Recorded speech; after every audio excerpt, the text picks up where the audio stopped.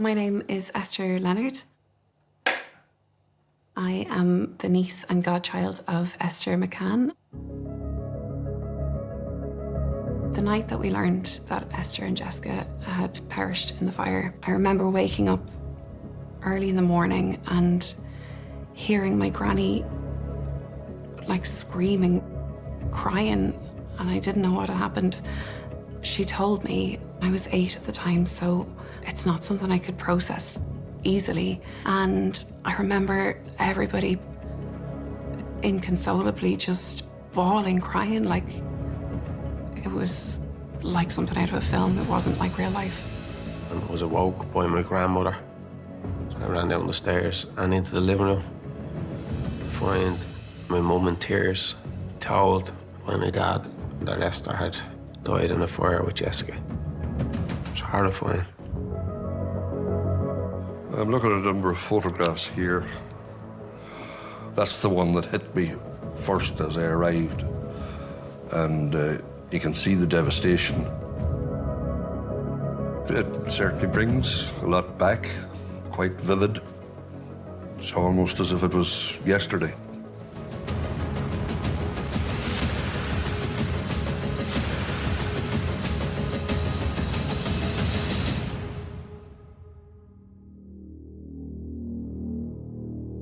Esther, aged 30, and 18-month-old Jessica died when fire swept through their home at Butterfield Avenue, Rathfarnham.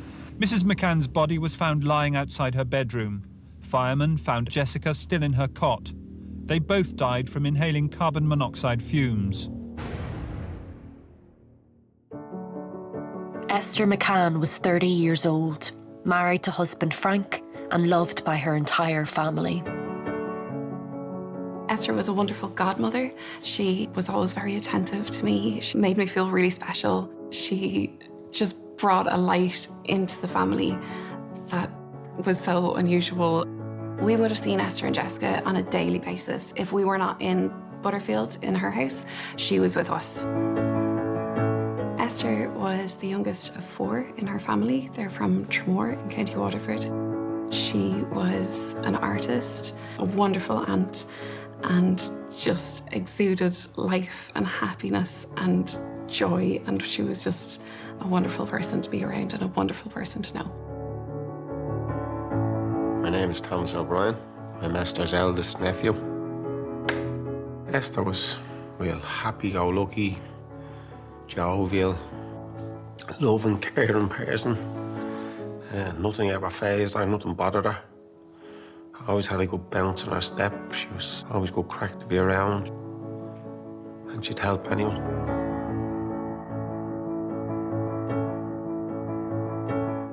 In September 1992, Pat Tracy was serving as a police detective in An Garda Síochána.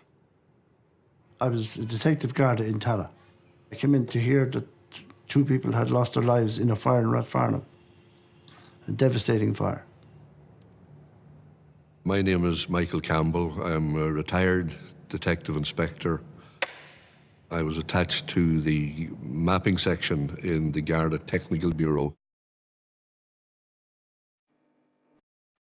Anything involving a deceased child, that's not taken away from the death of the lady involved as well, but the fact that a child was killed in this instance, it did touch the heartstrings.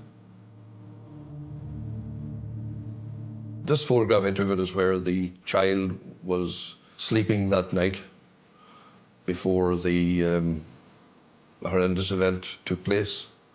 And we can see cuddly toys, some child's playthings, and feeding bottles.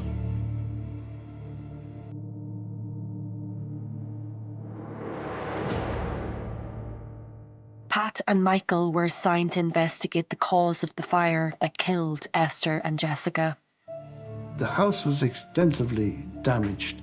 We had to pick our way going in and going out of the house. We'd enter from the rear. I had worked on the Stardust where 48 people lost their lives. Devastating fire. This was another one. There was an intense fire, more intense than the normal.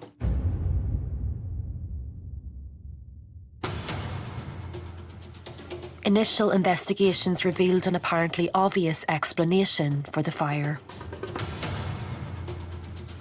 There was a number of gas leaks reported to the gas board.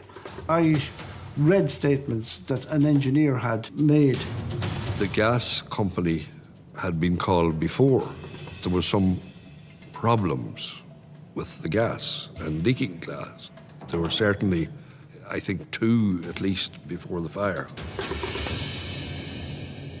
My name is Frank McNally. In 1992, when all this was happening, I was a freelance journalist. During the month of July 1992, there were 4 separate leaks reported at the McCann house. First one was, I think, on the 3rd. It was investigated. There was no actual leak found on that occasion. Second one was the 16th. There was a major leak found then and a major presence of gas that was investigated and dealt with. The third one was the 26th, and in that case, the fitters found nothing. Days later, there was a 4th, even more serious gas leak. Frank McCann was out at work when Esther's quick thinking averted a likely catastrophe. Esther woke up when the house was full of gas. She got Jessica, brought her down, and had she flicked the switch, the whole house could have been blown apart. Esther pushed her car out of the driveway because she knew if she had turned on that ignition, it could have set off a fire and killed the both of them. So she pushed her own car with Jessica into the street and then drove straight to our house.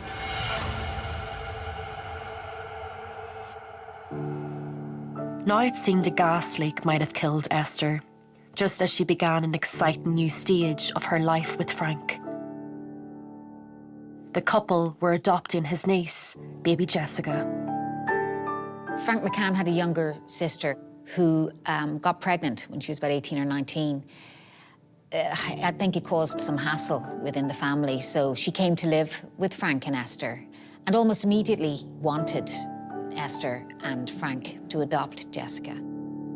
Esther was the most wonderful mother to Jessica. She doted on her and was so proud of her, like so proud of her. They were inseparable. They were so perfect together. Well, you'd never think of one without the other. Esther was around us all our life. Jessica was only around a year and a half. But you couldn't see past Esther without Jessica. She was a funny little character. And they were just happy-go-lucky and they were made for each other. Now their life together had been cut short by a fire apparently connected to a gas leak. But what had caused the leak itself? Detective Pat Tracy needed to find out. We had to keep an open mind as to what it could have been accidental. You know, we had to investigate thoroughly. Martin Walker, Superintendent, Kildare South. In September 1992, I was a guard and I was stationed in the small village of Blessington in County Wicklow, and I'd been there for a number of years. Frank McCann owned and ran his own pub, the Cooperage, in Blessington. I remember the 13th of August in 1992. It was about 7:30 p.m. I was station orderly, and Frank McCann arrived at the station window and he knocked. And he made a report that he'd received 3 anonymous telephone calls of a threatening nature, 2 at the pub in Blessington. And 3 callers essentially suggested to him that he better have the pub well insured, and stopped the conversation thereafter. On the 25th of August then, he called once again into the Garda station, and he indicated that he'd received another threatening phone call in which the caller suggested to him that he knew he'd called up to the lads up the road, i.e. the Gardaí, and that he and that fucker across the road better be careful from now on. The threats against Frank McCann continued right up to the day before the fatal fire. I remember the 3rd of September 1992, Frank McCann pointed out 2 telephone numbers that had been identified and circled in red in the local telephone directory. One related to the Cooperage, and it had the words burn written in red after it. That same day, we found the words burn you bastard written in paint on the rear of the public house. Frank McCann had been receiving threats at the pub and at his house and to his phone. His wife and child were burnt in a fire and somebody had done this to him. So we had to investigate and there was a certain urgency to it. Frank McCann was not alone. In the same phone book was a threat against another Blessington publican. On another page then you had the West Wicklow house. It had been circled in red and bastard written after that. In order to progress our local investigations, we interviewed the publican and he confirmed that he had received 2 threatening phone calls also.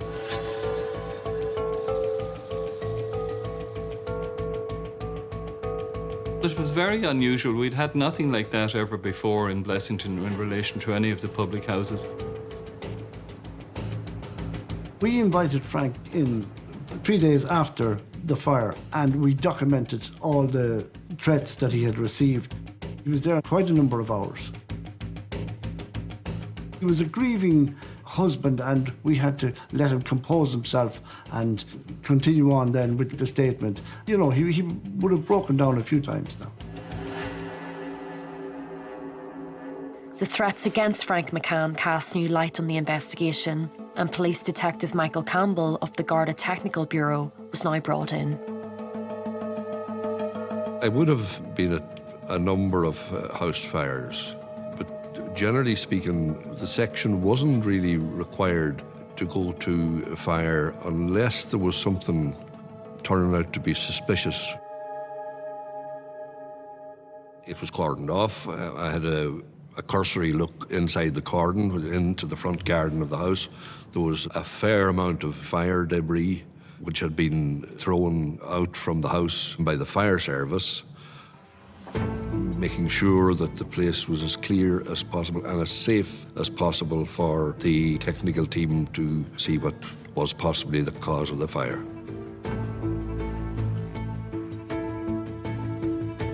There was significant damage throughout the house.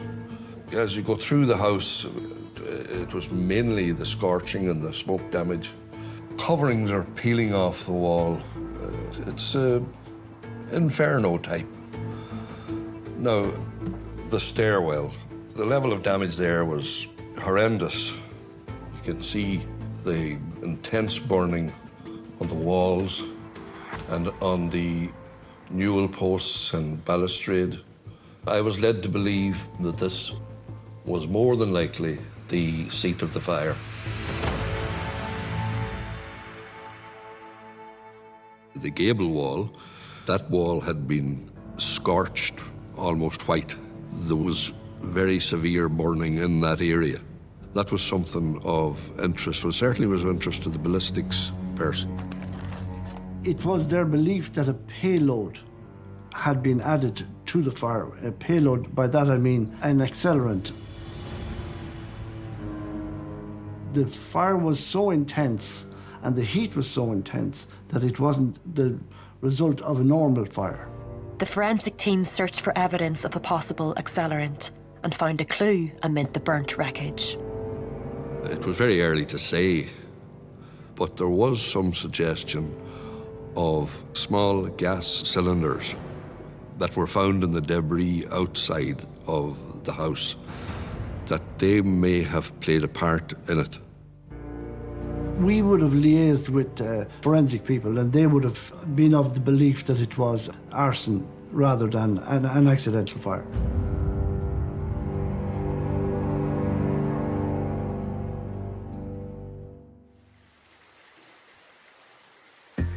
Meanwhile, even after the fire, the threats against Frank McCann continued.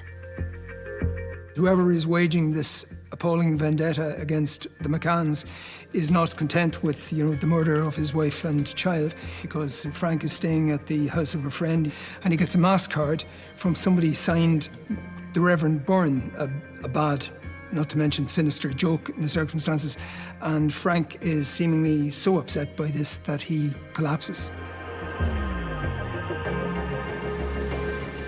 But some of Frank McCann's behaviour was harder to explain.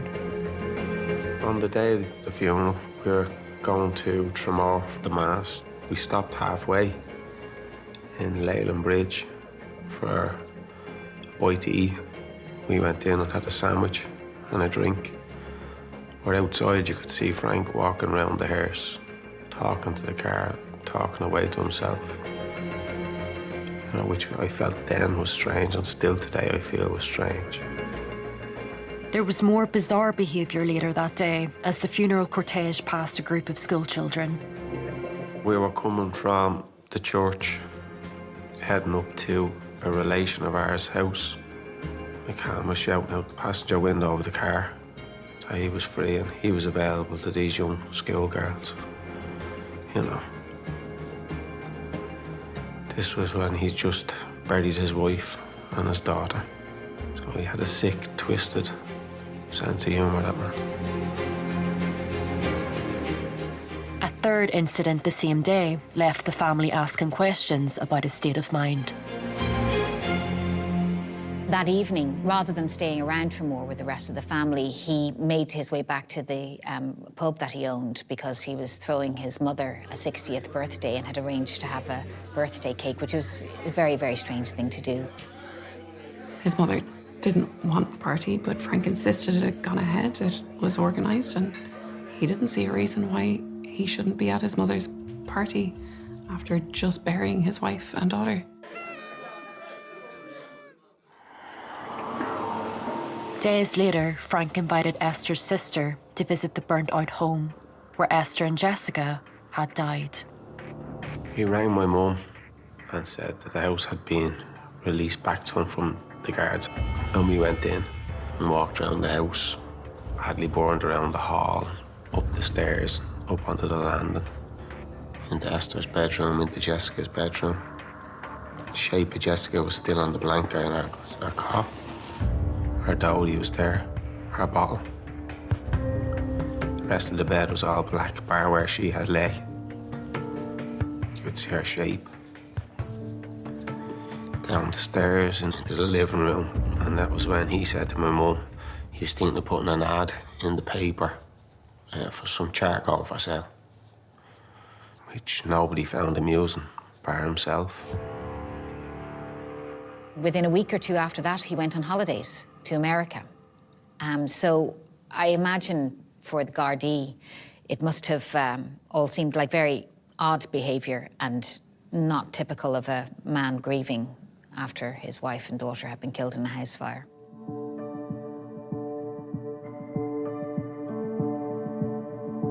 Frank McCann was well known to police in Blessington, but not because he had a criminal record.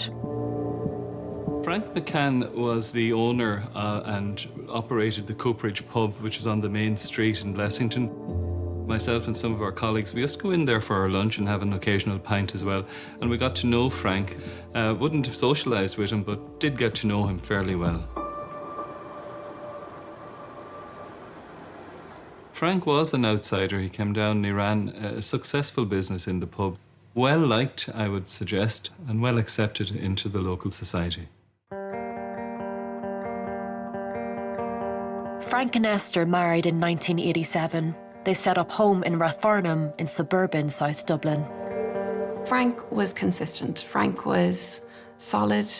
He was a businessman. He seemed like he had his world put together and he had respect in the community. You know, he was involved in Ternier swimming. He was a bit bland. He's not someone that you would ever have thought that Esther would have gone for, but he was solid, and I guess that's what she needed at the time when she wanted to start a family. By 1992, Frank and Esther were close to having the family they wanted because they had applied to adopt baby Jessica. Now Esther was anxious to get the paperwork completed. Esther was determined to make the adoption final and legal.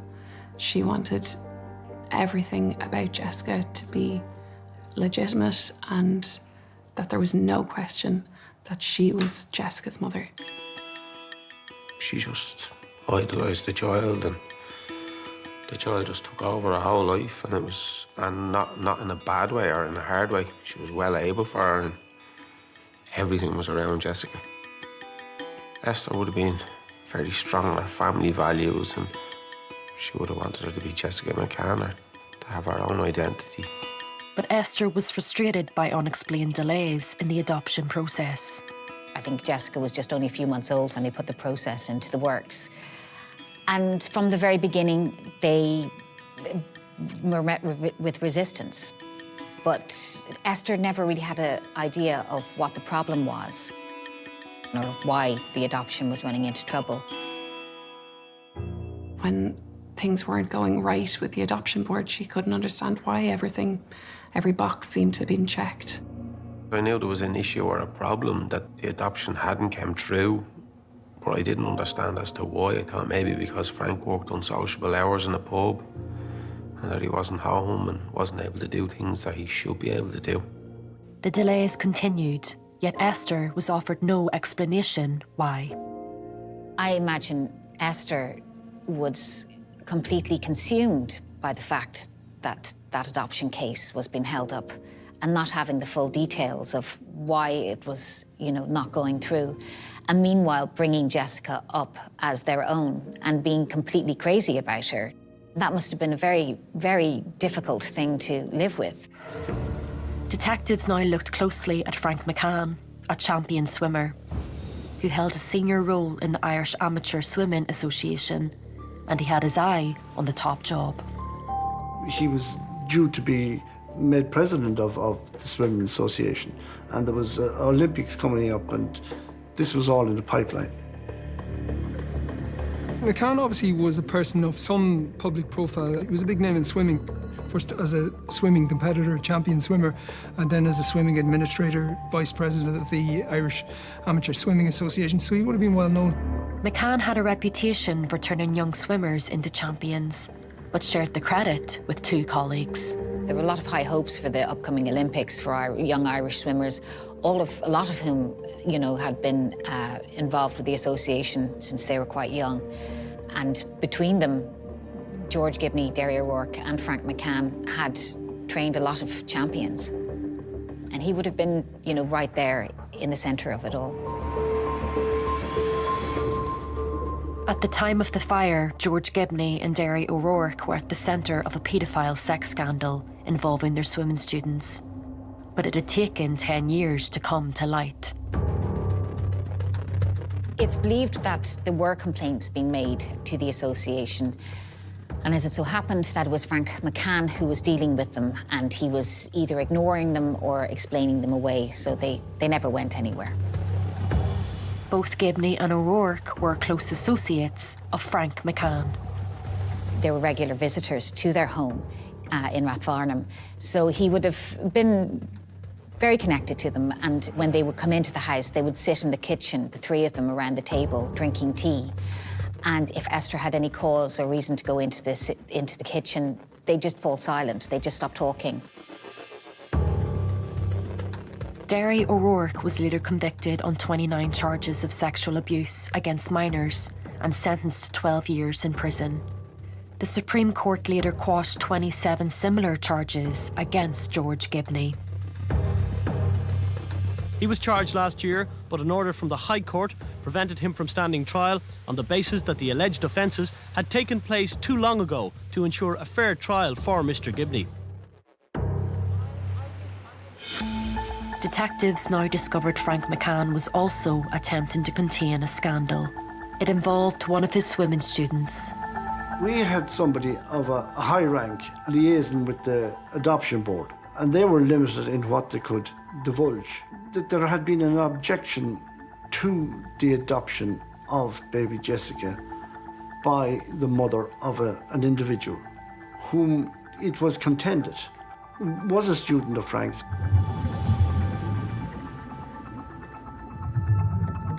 It became apparent that Mr. McCann had had a child with a 17-year-old girl, and a complaint to that effect had been lodged with the adoption board. The young girl that he got pregnant, who was 17 when she gave birth, was someone that he had been training. The baby had been born in and around the same time as Frank McCann and Esther were married. So that baby would have been about 5 years old. The adoption board now has this complaint. They put it to Frank McCann. He denies the complaint. Esther doesn't know at this stage that this is the cause of the problem. She only knows that there is a problem, and it proceeds from there. The formal adoption of Jessica had stagnated to some degree, and Esther was concerned about this aspect of it and was going to address the issue directly with Frank on the night, I think, of the murder. Police now re-examined events on the night Esther and Jessica died. Esther comes home about 10 o'clock. Frank comes home for about an hour between 10 and 11. So at 11, Frank heads back to the pub. Sometime after 1 a.m, with Esther and Jessica asleep upstairs, a fire broke out in the kitchen. There was a crash of glass and a sudden flash of flame from the house. Some people coming home from a wedding saw the fire burst out, very intense fire, and raised the alarm. Fire crews raced to the scene. About 1:30 a.m, Frank McCann arrived. He seemed determined to save his wife and child from the flames. Witnesses spoke about how Frank McCann reacted, how distraught he was, about how he almost tried to climb the ladder and had to be held back by firemen from trying to get into the house. You know, there was a lot of screaming and upset. Detectives already suspected the fire was caused by arson. Now further investigation revealed the gas leaks were also caused deliberately. It became apparent that the gas pipes that were in the little utility room of the kitchen had been tampered with. When they investigated, they found damage to gas pipes that could only have been caused by the application of intense heat at some point, in other words, by something like a blowtorch. An engineer had sealed an opening, a gas leak, and so it couldn't open again. He put an extra seal on. During one of the subsequent gas leaks, it transpired that this was parted. It suggested that a blowtorch had been used purposely and trained on this seal and had broken the seal and had been prized apart.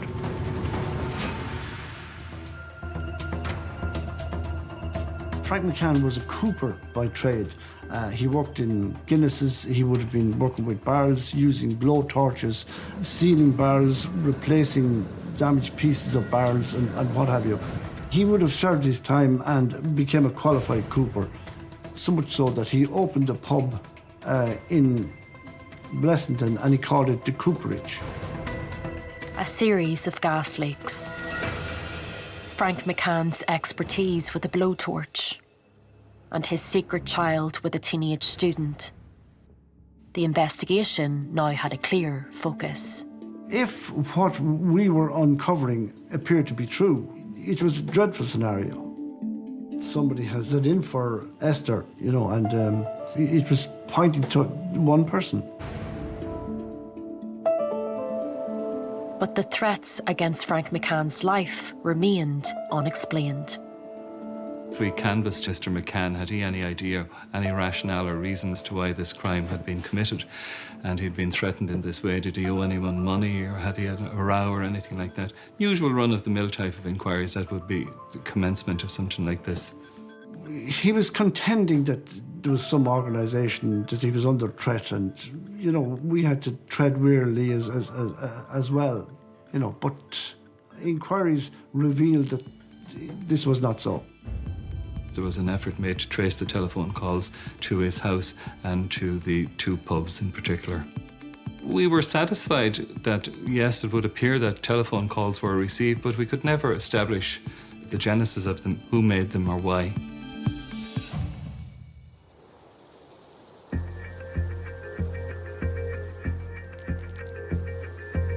Various people would have been approached in Blessington and in Rathfarnham and around the city.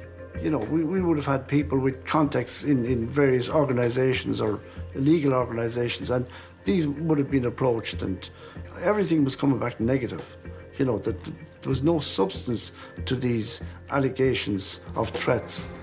Police concluded that far from being the victim of threats, Frank McCann was the source of them. He'd done the groundwork in Blessington then to cast doubt on any suggestion that he was the actual murderer. He was preparing a defence for himself.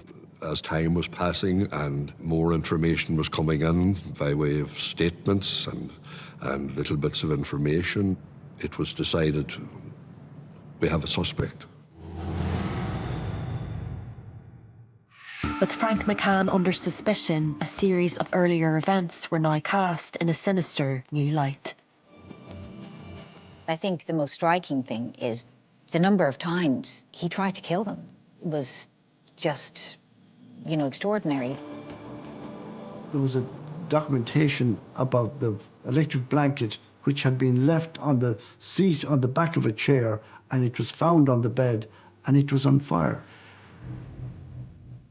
Esther wakes up to find a folded electric blanket at the foot of her bed on fire, and she hadn't plugged it in. She couldn't explain this.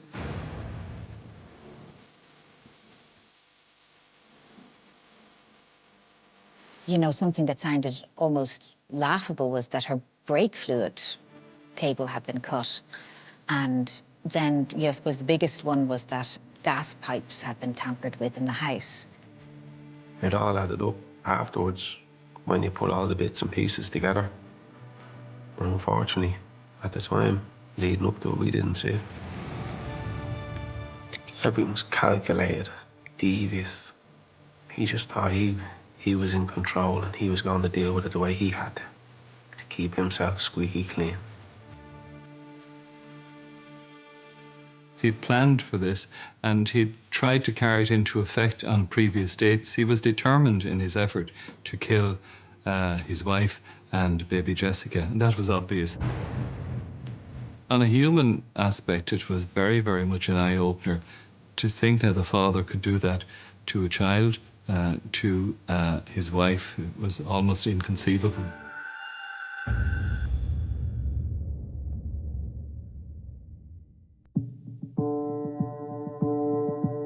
Police believe Frank McCann set a house fire to kill his wife Esther and foster daughter Jessica.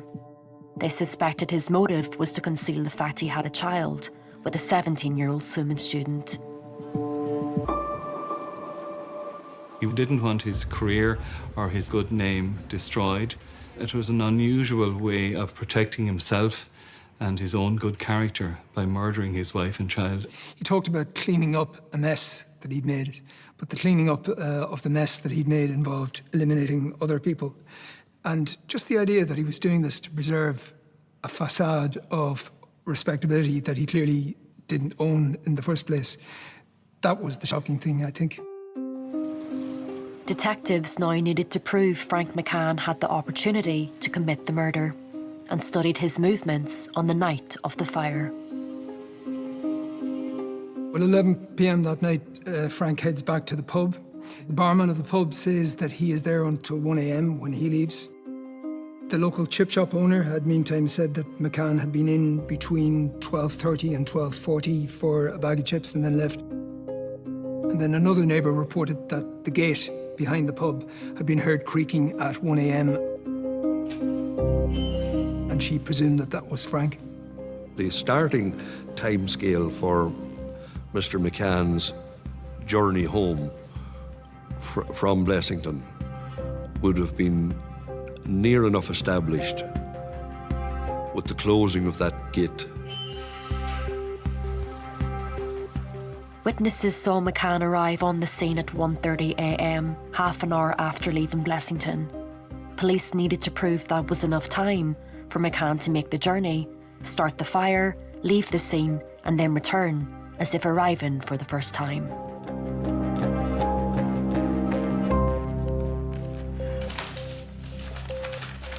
Well, of course, part of my job, apart from surveying the actual scene itself, was to prepare other maps. I was tasked with driving the route along with a member of the investigation team from Blessington to Butterfield Avenue.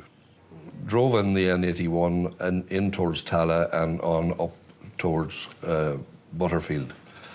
And I calculated the distance of that being 14.5 miles. We drove it twice at normal speed and a little bit maybe over normal.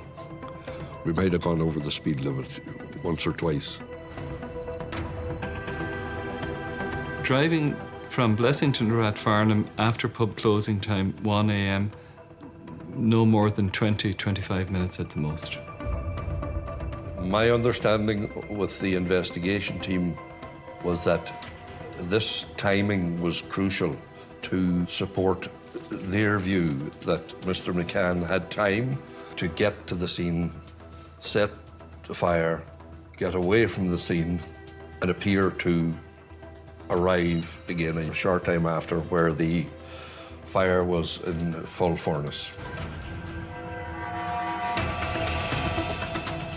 Police could now show McCann had time to start the fire, that he had the means, and that he had a motive. We had established beyond refute that there was reasonable grounds to arrest him. In November 1992, 2 months after the deaths of Esther and baby Jessica, Frank McCann was charged with starting the fire, but he had made a further, unexpected confession. He was arrested under Section 30 of the Offences Against the State Act in relation to criminal damage by arson, and he was detained then for a period of time, 24, and then an extension of another 24 hours. However, the official detention time expired, and Mr. McCann, I understand, returned electively to continue the interview, and during the course of this period, he made admissions of murder. In his statement, Frank McCann described how he hugged baby Jessica, drove to Blessington to close up the pub, then returned to Rathfarnham and started the fire that killed Jessica and his wife, Esther. Gardaí spoke about how he went into kind of a trance-like state and kind of spoke as if he was there at the time, talked them through everything that had happened. With his full confession now on record, McCann was charged with arson and double murder. His trial began on the 11th of January 1994, but 2 weeks later came to a dramatic halt. Today, on the 14th day of the trial, the judge dismissed the jury. McCann wasn't in court when his trial resumed today. He's in hospital recovering from burns after trying to set fire to himself in Arbor Hill Prison last weekend. It's understood that he poured deodorant over his head and then put a match to it. The question now was whether Frank McCann was legally insane or deliberately attempting to undermine his own trial. Today, Mr. Justice O'Hanlon told the jury there was a question whether McCann was fit to plead to the murder charges. The case was adjourned until March the 23rd for a jury to decide whether or not he's capable of facing trial. The court ruled that Frank McCann was fit to face trial for murder, but it was 2 years before he was back in court. So it was a very protracted, long, agonising time for, I imagine, both the McCann family and for Esther's family as well. But as the trial at last drew near, preparations were far from straightforward. Everything with that man was control. And here he was again, trying to control the trial, justice being served. He had his legal team just running in circles. He had every trick in the book. He knew what he was doing. He knew he could drag this out. And I kind of think he knew he could almost be a celebrity from this trial. Key to the prosecution case was Frank McCann's confession to murder, but defence lawyers argued the statement should be inadmissible as evidence. They said McCann had been held by police beyond the legal time limit. Detectives claimed otherwise. It's my understanding that during the statement of admission, the period of time expired and Frank voluntarily came back in to complete the statement of admission. If the trial judge accepted the defence argument, Frank McCann could walk free from court. We would have had problems trying to prove the case without the statement of admission. The judge accepted the confession was given voluntarily and could be admitted as evidence. But McCann still pleaded not guilty, meaning police would have to prove every detail of their case. The second trial started in June 1996 and it went on for 10 weeks. The second one was a marathon. I think it ran for 48 days in court, which of actual court time, which is unusually long. I think it was one of the longest cases in history. Detectives needed to show the fire was caused not just by leaking gas, but that an accelerant was added to intensify the blaze. They commissioned a demonstration by experts in fire scene analysis. We conducted this experiment in Abington in England with a forensic specialist to recreate the fire in Butterfield Avenue. There was people from the defence and the prosecution there, and we were there for about maybe a week. We were trying to establish that accelerant had been used, and we had videos, and we showed that to the jury during the trial to show that accelerant must be used in this fire to generate the heat. Young Irish Times journalist Frank McNally spent days in the packed courtroom. This might well have been the first murder case that I was sent to, and probably the first time that I saw a big case like this involving a huge, long-running investigation and hundreds of witnesses coming to a conclusion, so it was a dramatic thing. McCann was depicted by his lawyers as a mild-mannered man who would never hurt his family, and onlookers were struck by his calm demeanour. He was pretty impassive throughout the trial, sat very calmly. On the actual day before the jury went out, I think at one point he was sitting reading a crime novel, and that would have been typical he would be reading if he was not actually talking to his lawyers. But very calm, and because of the glass, slightly austere, long, tall, thin, nerdish looking. There was nothing about him that fitted the notoriety that he earned via this case. After 48 days in court, the jury retired to consider its verdict. The jury system, it's a very old thing in a way. It's kind of a medieval thing that if you commit some terrible crime, you are judged by a jury of your peers. It's such a responsibility, people take it very seriously. It's not something they want to get over with in an hour so they can get back to their lives. They do tend to take it very seriously. It's a tense time, you know, and false dawns and juries are brought back and they want to hear more and what have you, and you're reassembled and out again. Any verdict had to be unanimous, but the depiction of Frank McCann as an affectionate father had divided the jury. After hours of deliberation, they returned to seek guidance from the judge. It seems that some members of the jury were troubled by a piece of his original confession where he said that on the night of the fire, beforehand he had picked up baby Jessica and cuddled her and then put her back down to sleep. Could a man who showed such affection to baby Jessica really have killed her just hours later? That had sowed some doubt in some members of the jury, clearly, and we think that was why they were struggling with unanimity. That was at 6:15 on Thursday. They went away again. We all settled down thinking it could be several more hours, and instead they came back suddenly 10, 20 minutes later. The verdict came through that he was guilty.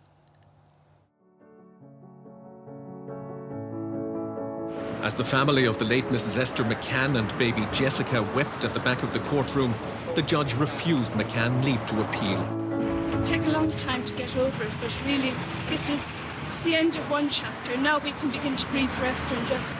They won't be coming back. My family were so relieved that the trial was finished that most of the adults in my family kind of really broke down that day in tears of exhaustion and just relief.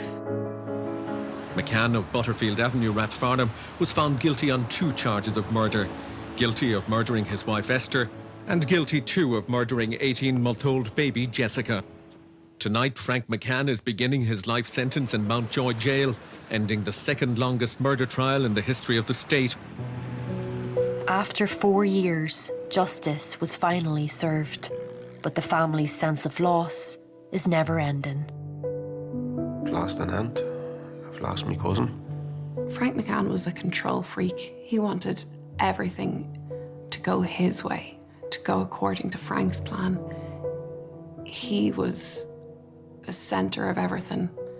It was the Frank McCann show and nothing else. My aunt and Jessica were just little side characters in his story. It's not something that'll ever go away, unfortunately. It's like it happened last week. There's no turning the page or closing the book. It's as if it's... every time you see or hear of it, it opens it all up again. It doesn't go away. McCann received 2 life sentences to run concurrently. That kind of life sentence generally would last about 20 years. He's obviously been in longer than that, but he'll be out. And you would have to wonder, you know, how fair has it been that he has really only served the length of 1 life sentence? If anything, it probably makes it harder to live with it, to know that he can still live his life. He's deprived them both of their lives, and he can still carry on as normal. Certainly it stood out that this man was terribly ruthless, and forgiveness, I cannot see how it could be given. He's an evil, twisted, calculated person. No remorse, no nothing. Never ever apologised. After 30 years in prison, in December 2024, Frank McCann was denied parole. Esther and her family remain convinced he should be kept behind bars. I feel like it is very important for me, as Esther's goddaughter and as Esther's niece and as Jessica's cousin, that I continue to fight for justice for them.